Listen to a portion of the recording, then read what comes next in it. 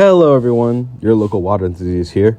Recently I completed the entire Dune Saga by Frank Herbert, and I thought, what is a better way to celebrate this than doing a ranking video?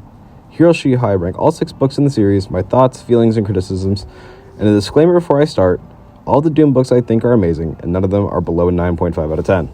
But some of them just don't hit the same as others. With that said, let's get into it. At number 6 is Children of Dune, the third book of the series, following Leto II and his sister Ganima as they traverse the end of the Atreides Empire and attempt to save the universe. The book never really vibed with me personally. I love it just as much as I love any of the books in the series, but to me, it just feels a bit weaker. The story was a tad confusing for me, but that's expected for Dune, and the characters didn't grasp me as hard as the previous 2 novels, but Leto II and Elio were both standouts. I think having Paul as the preacher was certainly a good choice on Herbert's part, but I really enjoyed Paul's arc ending in Messiah, but I do understand the need for him to be in this book, as is the end of the Atreides/Arrakeen trilogy. The one plot point in the book that I am a bit frustrated with is the inclusion of Farad and Carino, and how his storyline basically ends at the end of the book, because where did he go in God Emperor? He doesn't go anywhere because it jumps 3,500 years ahead. Other than that, I really like this book, and it sets up one of the best books in the franchise and my personal favorite. At number 5 is Heretics of Dune.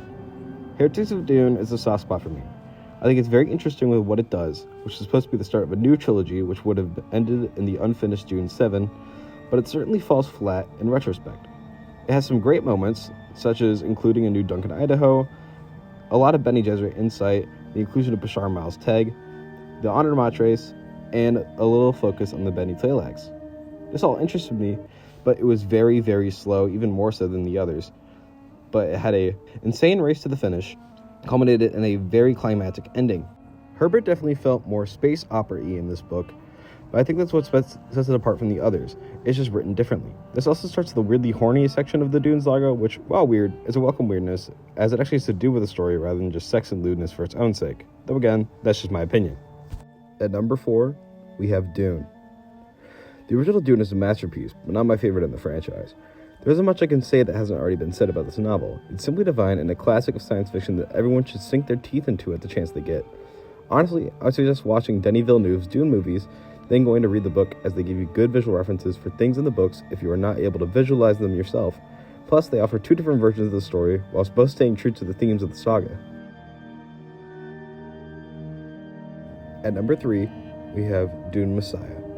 The second book of the franchise is another classic that cemented Dune in science fiction history. It deconstructs the characters and themes of the first novel with reckless abandon, truly showing the horror of what Paul has done and what he had become. This also introduces us to the Bene Tleilax proper, along with the very first Duncan Idaho Gola, which will become a recurring beat throughout each book. Messiah is short, but is jam-packed with the makings of an epic sci-fi political thriller. Honestly, when Denis Villeneuve adapts the book as he said he wants to, I hope it has a similar vibe to Succession or Knives Out, with all these people vying for the Golden Lion throne. At number 2, we have Chapter House Dune. Usually the least loved of the franchise, Chapter House gave me everything I wanted. Bene Gesserit, the book, basically. It goes in depth about the sisterhood on their main planet of Chapter House as they try to bring back the desert along with the sandworms in order to regain the monopoly on spice while fighting against the Honored Matres who hunt them. This book just really wrapped me up in itself and resonated with me hard. All of it felt like the lead up to the end of everything, which it was meant to be. Though the saga didn't end how it was supposed to, the last chapter of the book, being a tribute to Herbert's late wife, whom inspired multiple of the strong women characters in the saga, was a perfect ending to me, and even the ending of the book itself I am satisfied with. With those in the no ship heading into parts unknown, it brought a solace to my soul, a really amazing read, and a grand payoff for the saga. And now, the moment everyone's been waiting for. Number 1 is God Emperor of Dune. This book needs no introduction. One of the most iconic images of Dune is Leto II in his sandworm form. This book is basically Frank using Leto as a political and philosophical mouthpiece, and I am all here for it. It is such an interesting read that I feel really flips the saga on its head that point forward. Each line has so much packed in it, people who have read the book a million times can still find something new to discover. It's a marvel of both writing and the sci-fi genre, and I think everyone should at least get to that part of the saga. Though, of course, I recommend everyone read the whole thing, but missing out on God Emperor is a crime in my opinion. That was my rankings.